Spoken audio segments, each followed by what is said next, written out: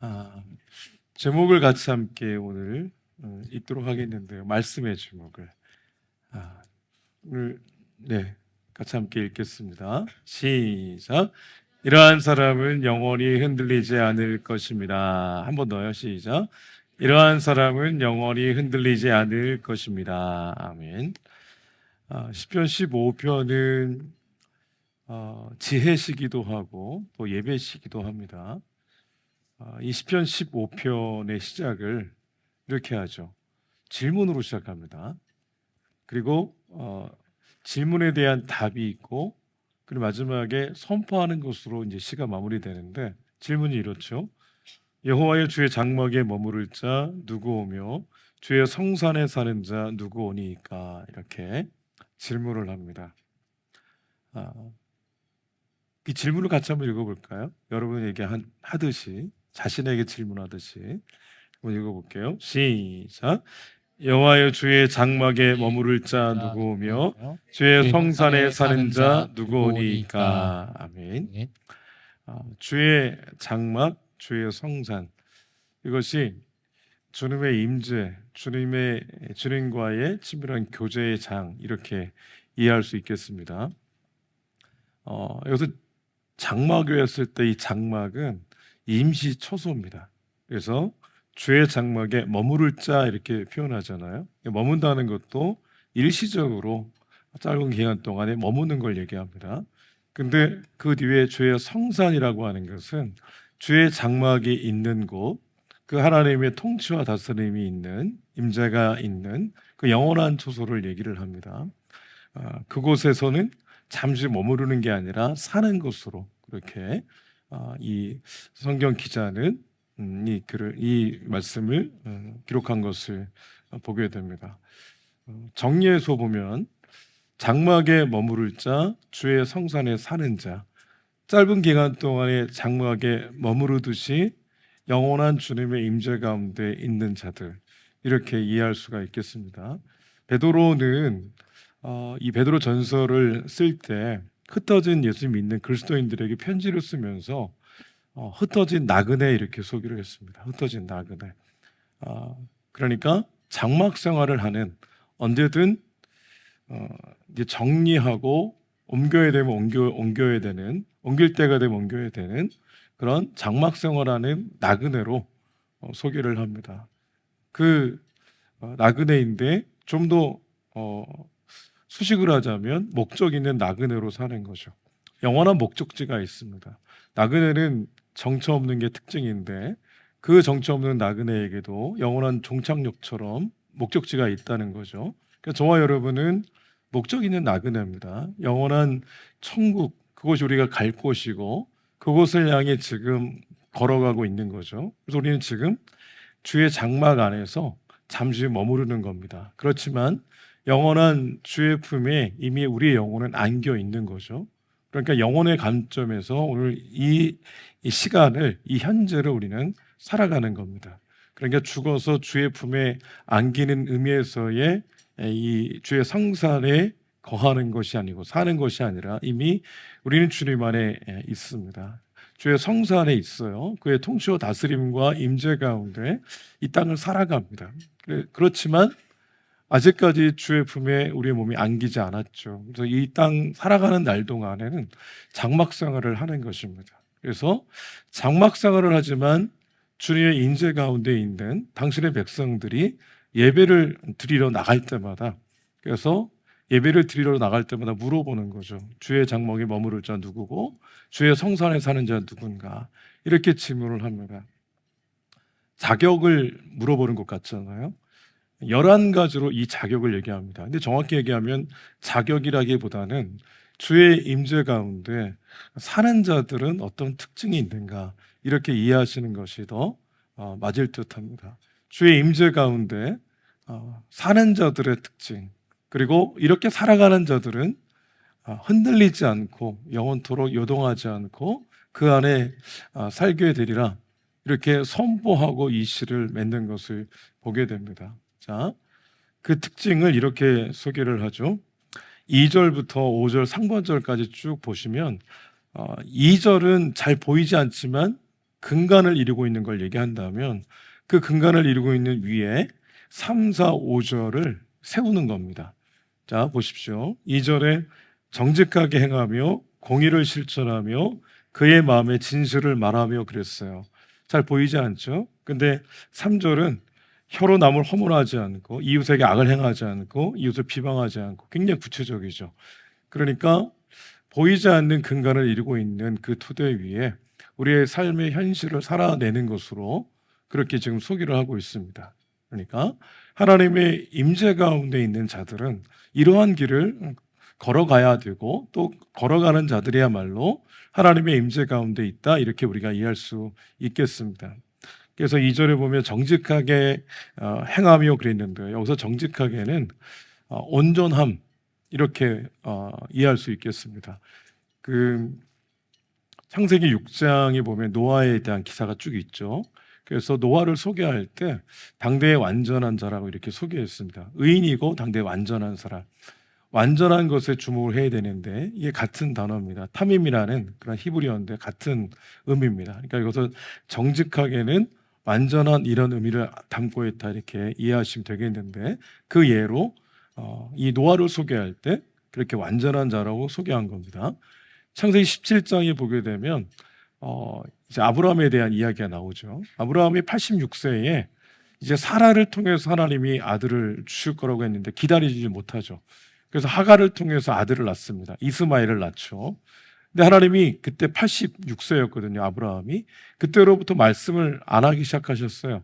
그래서 아브라함과 하나님의 만남이 사실은 없는 것으로 성경은 얘기하는데 그래서 86세에 딱 이 아브라함이 이 이스마엘을 낳고 그리고 17장 1절로 장이 딱 바뀌면서 아브라함 99세에 하나님이 나타나십니다. 말씀하시는 것은 나는 전능한 하나님이다. 너는 내 앞에서 행하여 완전하라 이렇게 말씀하셨어요. 그러니까 내가 전능한 하나님인데 왜 기다리지 못했는가? 믿음으로 왜 기다리지 못했는가? 하나님 막 책망하면서 하신 말씀이 내 앞에서 행하여 완전하라 이렇게 말씀했습니다. 우리가 또 오해하지 말 것은 완전함은 완벽함이다 이렇게 이해하시면 안 되겠습니다. 완전함은 완벽함이 아니라 온전함을 얘기를 합니다. 하나님 앞에서 주의 뜻대로 그렇게 이 땅을 걸어가는 당신의 백성들에게 있어서 어떻게 완벽할 수 있겠어요? 하나님 앞에. 근데 하나님은 당신의 백성들에게 온전함을 요구하시는데 오늘 말씀에도 정직하게는 온전함으로 그러므로 해석할 수 있겠는데 좀 길게 얘기하면 흠 없이 온전하게 행하면은 걸어가며 이런 뜻입니다. 흠 없이 온전하게 걸어가며 공의를 실천하고 그의 마음에 진실을 말하며라고 되어 있습니다. 흠 없는 온전함과 공의로움과 그리고 여기서 진실은 에메트라는 히브리어인데 이것은 진리 이런 뜻도 담고 있습니다. 그러니까 진리가 그를 이끌어가고 그 안에 진리가 있어서 진리를 말해내고 진리에 근거한 삶을 얘기를 하고 있습니다. 그러니까 흠없는 온전함으로 하나님의 공의, 하나님의 뜻을 따라 이 땅을 살아가는 그러한 주의 백성, 우리가 추구해야 될, 그리고 지향해야 될 그런 성도의 모습이라는 것을 우리에게 가르쳐주고 있습니다. 공의를 실천한다는 것은 주의 뜻이 중요한 거죠. 주의 공적인 그 뜻이 이루어지는 길을 향해 걸어가는 겁니다. 여러분, 하나님의 인자하심과 선하심을 우리가 노래하잖아요. 그런데 그 선하심이 어떤 뜻이냐면 하나님께서는 모든 것을 완벽하게 이루시는 그런 분이다 그런 뜻입니다. 하나님 뜻이 있으면 그 뜻을 주님이 의지를 가지고 온전하게 이루시는 의미에서의 선하신 주님이십니다. 그러니까 그 선하신 주님을 의지해서 그 뜻을 끝까지 붙들고 걸어가는 그러한 신앙인이 공의를 실천하는 그런 신앙이다라고 볼 수가 있겠습니다. 월드컵 이제 오늘로 끝나게 됐는데 미국이 32강인가요? 16강에서 사실은 발로곤이라는 그런 선수가 퇴장을 당한 것으로 알고 있습니다. 이렇게 퇴장을 당해가지고 그 다음 경기에서는 못 뛰게 돼 있거든요. 근데 트럼프 대통령하고 피파의 회장하고 어떻게 만났는지 바뀌었어요. 그래서 그 징계는 그 다음 경계에서 적용되는 게 아니고 1년 안에 언제든 적용하면 된다 이렇게 바뀌었습니다. 어쨌든 그 선수가 뛰긴 했지만 정규에서 진 거로 알고 있는데요. 그러니까 피파는 스스로 무너뜨린 거죠. 자신들의 권위도 무너지고 그리고 공정함도 무너지고 또 그 피파가 추구하고 있는 그런 공의도 무너지고 다 무너져 내린 거죠. 예수 믿는 사람들이 하나님의 임재 가운데서 하나님 앞에서 살아가는 그런 삶의 모습 가운데 이 정직 그리고 공의 그리고 이 진리에 붙들림 받은 이 길을 걸어갈 때 3절에서는 이러한 구체적인 그런 증거가 나타난다고 그랬는데 그의 혀로 남을 허물하지 않는다 그랬습니다. 그의 혀로 남을 허물하지 않는다고 했을 때 여기 허물하고라는 어떤 의미는 그 앞에 혀라고 그랬잖아요. 무엇을 따라가다 이런 의미가 있습니다. 그러니까 육체의 본성을 따라 혀가 막 이렇게 말을 하는데 그 혀를 따라가는 것을 얘기를 합니다. 그러니까 누군가를 헐뜯는 걸 얘기를 하죠. 개역 성경에서는 참소란 표현을 썼습니다. 그러니까 참소는 근거 없는 이유를 가지고 누군가를 고소해서 그의 인격을 깎아내리는 것을 그를 어려운 주경에 처하게 하는 사단이 자주 쓰는 방법인데 하나님의 임재 가운데 있는 공의로운 길을 걸어가는 주의 자녀는 결코 그 길을 걷지 않는다 이런 의미가 되겠습니다. 그의 이웃에게 악을 행하지 않을 뿐만 아니라 그의 이웃을 비방하지 않는다 그랬어요. 여기서 비방은 이 모욕, 조롱, 수치를 안겨주는 것, 이 단순히 요 차원에서 더 높은 수위를 얘기합니다. 그러니까 누군가의 수치를 안겨주어서 그 사람이 공동체 안에서 살아갈 수 없게 만드는 의미를 담고 있어요. 이런 일들이 연예계에서는 심심치 않게 일어나고 있죠. 우리나라 이 대중적으로 그렇게 인기를 먹고 사는 분들은 이런 게 굉장히 취약하기 때문에 잘못된 뉴스 한 번에 그가 모든 10년 이상을 이제 활동을 못하게 되는 일들이 심심치 않게 일어나는데 수치를 안겨주어서 그 사람으로 하여금 공동체 이론으로 활동하지 못하도록 하는 의미에서의 비방입니다. 그렇게 비방하지 않는 거예요. 곰곰이 한번 생각해 보십시오. 저와 여러분이 주님께서 우리의 수치를 가려주시는 겁니다. 사람이 어떤 생각을 하든 어떤 감정을 하든 그게 객관적으로 확인될 수 있다고 생각해 보십시오. 제가 하는 생각이 100% 누군가에게 다 확인이 된다고 생각해 보십시오. 저는 굉장히 수치로워서 이 공동체에서 강조하는 교회에서 사역하기 참 어려울 겁니다. 여러분은 자유로울 수 있습니까? 여러분의 생각이, 여러분의 감정이, 여러분의 어떤 의지가 그대로 누군가에게 다 읽혀지고 알 수 있다면 그러면 자유로울 수 있는 사람이 어디 있을까 생각해 봅니다. 주님이 우리의 수치를 가려주셨잖아요. 노아가 홍수 이후에 포도 농사를 졌는데 포도주를 먹고 취해서 벌거벗은 채로 누워 있었습니다. 인사불성이 된 거죠. 그때 노아의 세 아들 셈, 함, 야벳 둘째였던 함이 먼저 발견을 하죠. 근데 함은 노아의 벌거벗은 그 수치를 들춰냅니다. 그 형제들에게 알리죠.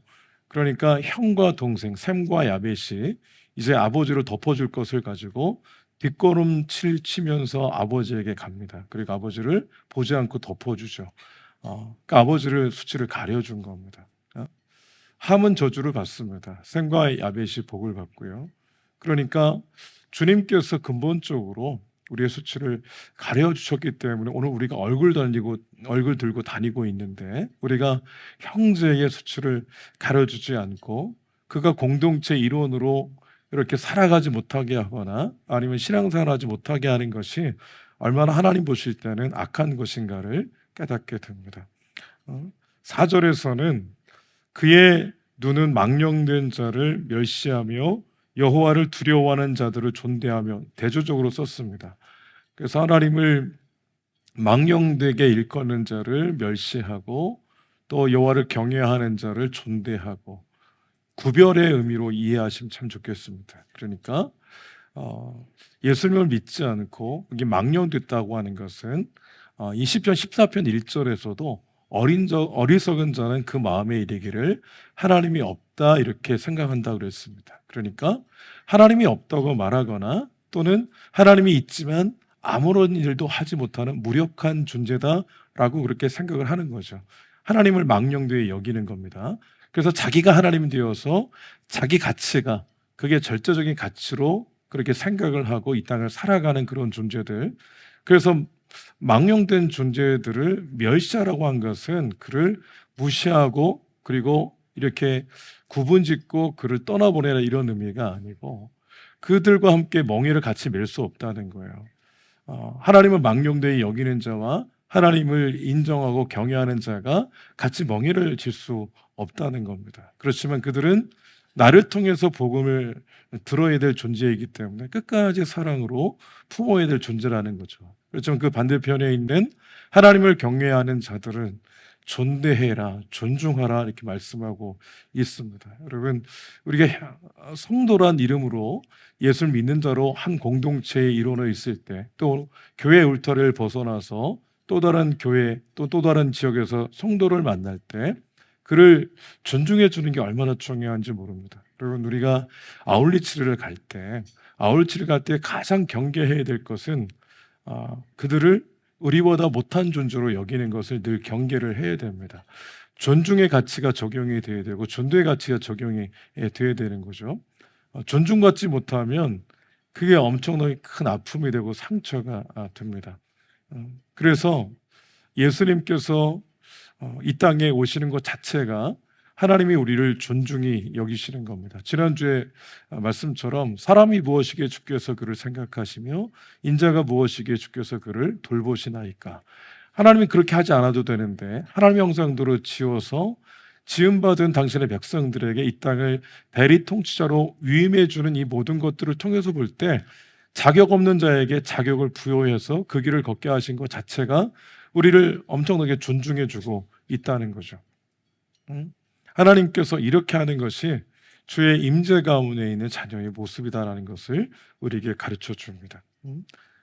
4절에서도 그의 마음에 서운한 것은 해로울지라도 변하지 아니하며, 이것은 하나님께 맹세하고 서원이라는 것은 하나님께 한 약속을 얘기합니다.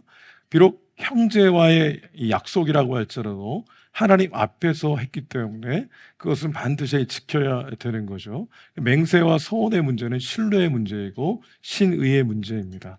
하나님 앞에 예수 믿는 사람들은 신뢰로 와야 하고 하나님 앞에 예수 믿는 사람들은 신의가 있어야 된다는 것을 우리가 가르쳐주고 있습니다. 내 맹세한 것을 지키라 그랬습니다. 예수님께서는 도대체 맹세하지 말라고 했습니다. 그처럼 우리는 연약하고 유약한 존재이니 맹세하지 말라고 그랬어요. 그렇지만 맹세했다면 그리고 서원했다면 반드시 또한 지켜야 되는 것이 성경의 하나님의 의지이고 뜻인 거죠. 5절에서는 이자를 받으려고 돈을 구워주지 아니하며 뇌물을 받고 무죄한 자를 해하지 아니하는 자이니, 매우 구체적이죠. 2절의 정직, 공의, 진리의 길을 걸어가는 자들이 이 말씀도 반드시 적용되어야 되는 것으로 우리는 이해할 수가 있겠는데, 자, 말씀 한번 읽어볼게요. 레위기 25장 35절에서 37절까지. 자, 같이 함께 읽겠습니다. 시작. 내 형제가 가난하게 되어 빈손으로 내 곁에 있거든 너는 그를 도와 거류민이나 동고인처럼 너와 함께 생활하게 하되 너는 그에게 이자를 받지 말고 하나님을 경외하며 내 형제로 너와 함께 생활하게 할 것인즉 그에게 이자를 위하여 돈을 구워 주지 말고 이익을 위하여 내 양식을 구워 주지 말라. 아멘. 네. 이자 받고 그 이익을 위해서 정말 어려운 형제, 그 형제에게 돈을 구워주지 말라고 그렇게 성경은 우리에게 가르쳐 줍니다. 여러분, 도덕법이라는 게 있고 의식법이라는 게 있어요. 구약 율법 중에 의식법은 쉽게 해서 제사 같은 그런 걸 얘기합니다. 제사법을 의식법이라고 하는데 그것은 예수님 안에서 완성이 됐어요. 더 이상 우리는 제사를 드리지 않습니다. 믿음으로 예배를 하죠. 그렇지만 도덕법은 그것이 계속 남아 있어요.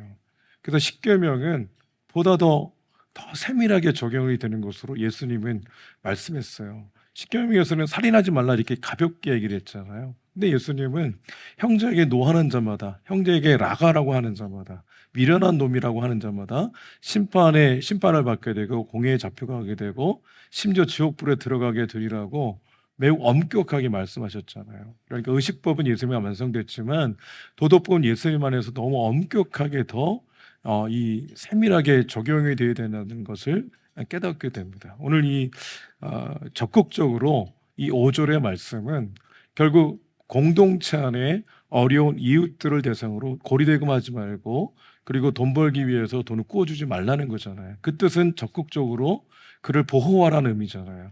결국 더 확대해서 공동체로 보호하라고 하는 그런 의미인 겁니다. 여러분, 제가 아무리 뛰어나도 공동체 안에 있을 때 행복하게 그리고 이 땅을 살아갈 수 있는 겁니다. 공동체가 무너지면 다 무너지게 돼 있죠. 공동체를 지키는 게 굉장히 중요합니다. 그 말씀을 하고 있는 겁니다. 그래서 교회 안에서는 돈거래를 하시면 안 됩니다. 누군가 너무 어려워서 여러분에게 돈을 좀 구워달라고 했을 때 돈을 주셔야 됩니다. 그냥. 그래서 여러분 늘 준비하고 계셔야 됩니다. 내가 돈을 구워달라고 했을 때 나는 얼마를 주고 그래도 마음에 시험이 안 들까 생각하셔야 돼요. 그리고 그 수준을 이 누군가 구워달라고 할 때는 그것을 그냥 주셔야 됩니다. 물론 그분의 자존심을 생각해서 구워준다고 할 수는 있지만 받지 않을 생각을 가지고 그렇게 도울 수 있어야 되는 겁니다.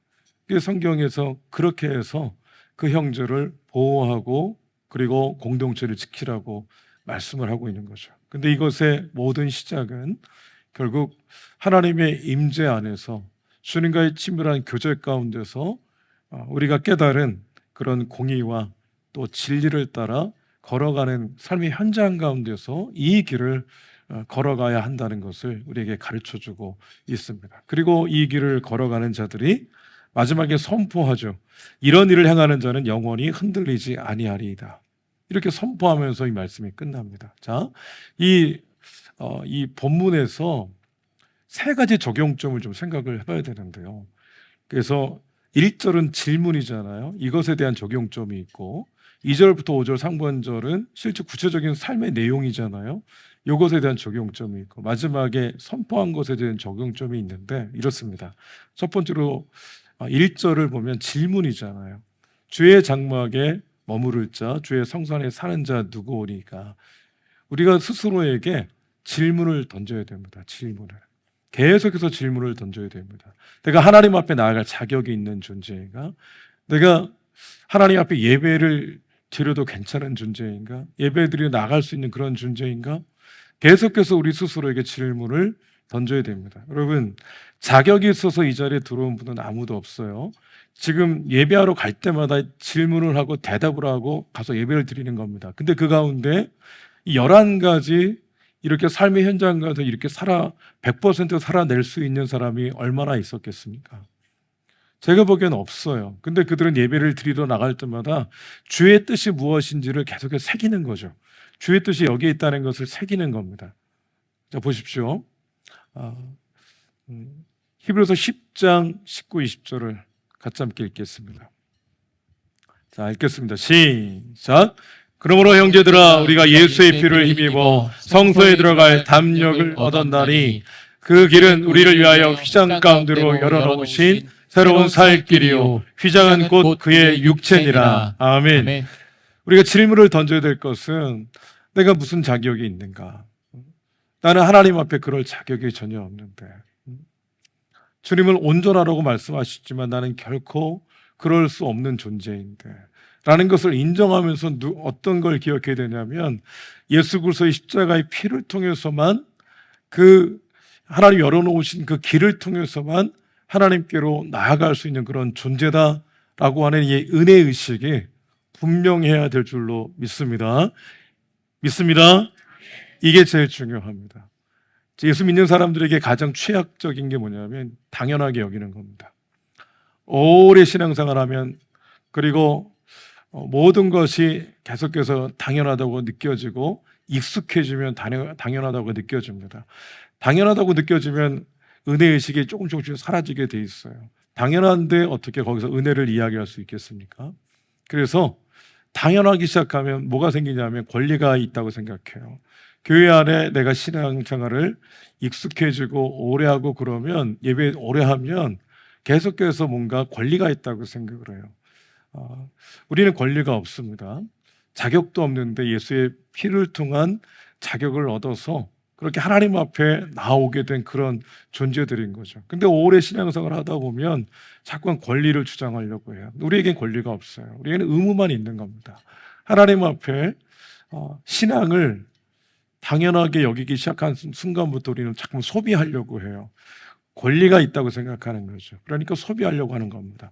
백화점에 가서 다 소비하러 갔기 때문에 거기서 권리 주장을 하는 것처럼 교회 공동체 안에도 예배 드리러 왔을 때 자꾸만 그렇게 빠지는 이유는 예수의 피를 통해서 우리는 하나님께 예배할 수 있는 자격을 얻었는데 근데 어느 순간부터 이게 희미해지기 시작하는 거죠. 그러니까 신앙을 소비적인 관점에서 보게 되고 예배도 하나님께 올려드리는 것이 아니라 예배를 참여하는 수준에 머무르게 되고 기도도 하나님 앞에 요구하는 것으로 바뀌어요.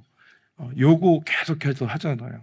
왜 요구하게 됩니까? 권리가 있다고 생각하니까. 그러니까 나는 채권자고 하나님은 채무자인 것처럼 계속해서 요구하고 그리고 하나님 들어주지 않으면 하나님 막 책망하듯이 하나님 잘못하고 있다고 그렇게 막 얘기하는 이 모든 것들이 결국 모든 게 당연하게 여기다 보면 내게 권리가 있다고 생각하다 보면 신앙은 자꾸만 소비에 집중하게 돼 있고 권리를 이야기하게 되어 있는데 그건 아니잖아요. 하나님 앞에서 오늘 근본적으로 그러므로 예배를 드리러 나갈 때마다 우리가 물어봐야 되는 것은 예수의 피를 통해 내가 주 앞에 나아가고 있는데 나는 이것에 대해서 늘 은혜 가운데 이 은혜의식 가운데 나는 있는가 이걸 스스로에게 계속해서 질문하고 또 질문해야 됩니다.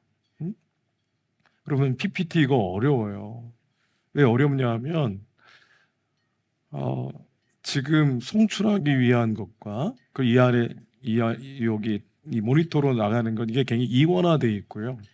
그리고 찬양할 때 PPT 그건 이미지잖아요. 이미지에다가 중국어로 자막을 넣어야 되고 뭐 이런 과정이 굉장히 복잡한 거예요. 그러니까 갑자기 로딩이 걸려가지고 아까처럼 막 이렇게 오랫동안 넘어가지 않는. 그래서 속으로 생각하셨을 거예요. 뭐 하고 있나? 이게 안 넘어가고 있는데 이유가 다 있습니다. 이유가 다 있어요. 근데 우리는 스스로 화가 나죠. 왜 화가 날까요? 우리 권리가 있다고 생각하면 화가 납니다. 화가 나요. 우리가 그것을 다 내려놔야 그 내려놓는 과정이 그게 바로 성숙의 과정이고 그게 바로 하나님과 친밀한 만남과 그 임재 안에 들어간 자의 전 특징이라고 생각이 듭니다. 첫 번째로 우리가 그런 적용점을 늘 고민해 봐야 되고요. 두 번째로는 지금 2절부터 5절 사이에 있는 모든 내용들이 어디서 일어납니까? 삶의 현장에서 일어나는 겁니다. 우리가 세상 속의 그리스도인이잖아요. 예배당, 이 예배드리는 공간과 세상은 구별은 되지만 구분 지을 수는 없습니다. 다 하나님의 임재는 어느 곳에나 임하 있어요. 예배당 안에서나 예배당 밖에 우리의 살아가는 삶의 현장에서나 주님은 언제나 그곳에서 우리와 함께 하시는데 그래서 예배당에서 우리가 예배를 드릴 때 할 수 없는 것은 세상에서도 할 수 없어야 됩니다. 예배당에서 우리가 형제와 관계 속에서 할 수 없는 것은 하나님 앞에서 할 수 없는 거니까 세상에서도 할 수 없는 게 되어야 됩니다. 그런 영성이 현실에 뿌리박은 영성인 거예요. 그러니까 우리의 신앙과 삶을 이분화시켜가지고 구분짓는 게 아니라 구별된 겁니다. 그러니까 우리가 함께 예배하면서 은혜를 받았고 은혜 받은 자는 어디서 살아가야 됩니까? 세상에서 살아가야 되는 거죠. 잠깐만 실패하고 넘어져도 다시금 하나님의 은혜를 충분히 공급받고 또 현실 속에서 말씀한 것처럼 공의와 진리가 그리고 온전함이 이끄는 그 길을 걸어가야 되는 거죠. 근데 우리가 살고 있는 세상은 다 어디에 있습니까? 가정이든 직장이든 사업장이든 만나는 그런 관계 속에 있는 사람이든 그러니까 세상은 관계 속에 있습니다. 세상은 멀리에 있지 않고요. 항상 관계 속에 있어요. 여기서 우리 2, 3, 4, 5절의 특징은 다 이웃과의 관계 속에서 일어나는 일들이잖아요. 그러니까 우리는 진짜 살아갈 세상은 이웃과의 관계, 거기가 우리가 살아갈 세상인데 거기서 하나님께서 주신 은혜 충분히 받고 그리고 우리가 걸어가야 될 길 명확히 하고 그 현실을 외면하지 않고 거기서 주님이 가르쳐 주신 그 길을 걸어가는 게 그게 바로 참된 신앙의 길이다라는 것을 오늘 가르쳐 주고 있는 겁니다. 세 번째 적용점은요. 마지막에 이런 일을 행하는 자는 영원히 흔들리지 아니하리이다 그랬습니다. 이건 참고 말씀 한번 읽어보겠습니다. 시편 55편 22절입니다. 자, 시작. 내 짐을 여호와께 맡기라. 그가 너를 붙드시고 의인의 요동함을 영원히 허락하지 아니하시리로다. 아멘. 영원히 흔들리지 아니하리로다 그랬잖아요. 여러분, 흔들리지 않는다고 했을 때 흔들림에 대해서 생각을 해봐야 되는데 우리가 흔들리고 있을 때가 많이 있습니다. 근데 성경은 영원히 흔들리지 않는다 그랬어요. 그러니까 흔들림에 대한 어떤 이 개념이 살짝 다른데요. 이런 겁니다. 우리가 상황이 바뀌고 환경이 바뀌고 이러면서 두려움이 밀려오고 불안이 밀려오면 흔들리게 돼 있습니다. 그건 어떤 뜻입니까? 우리가 연약하다는 뜻입니다. 저와 여러분이 하나님이 아니고 연약한 존재일 뿐이라는 것을 그것은 이 증명해 주는 그런 과정이 됩니다. 여기서 성경에서 말하는 흔들림이라는 것은 그 외부적인 조건에서 오는 그런 불안과 두려움 때문에 근본적으로 우리의 신앙의 기준이 낮춰지고 그리고 신앙의 방향이 갑자기 틀어지고 그리고 우리가 세운 말씀의 가치에 근거한 기준이 갑자기 뒤바뀌는 이게 진짜 흔들리는 거죠. 그러니까 외부적인 요인에 의한 그런 감정의 동요라든지 여러 가지 어려움들 때문에 흔들리는 것은 당연한 것입니다. 근데 그것 때문에 진짜 흔들리지 말아야 될 그런 중요한 진리의 기반으로 내가 서 있는데 그 진리에 대한 나의 믿음이 그리고 이 길을 걸어가는 것이 마땅한데 그것을 틀어버리거나 아니면 스톱시키거나 하는 이 모든 것들이 사실상 진짜 흔들리는 문제다 이렇게 볼 수가 있겠습니다. 근데 참 중요한 것은 시편 55편 22절에 내 짐을 여호와께 맡기라. 인생의 짐 때문에 우리는 자꾸만 흔들리는데 그것을 여호와께 맡기래요. 맡긴다는 것은 던져버리는 걸 얘기합니다. 여기 물건을 그냥 던져버리는 걸 얘기해요. 주님께. 던져버리는 순간부터 그게 뭐가 됩니까?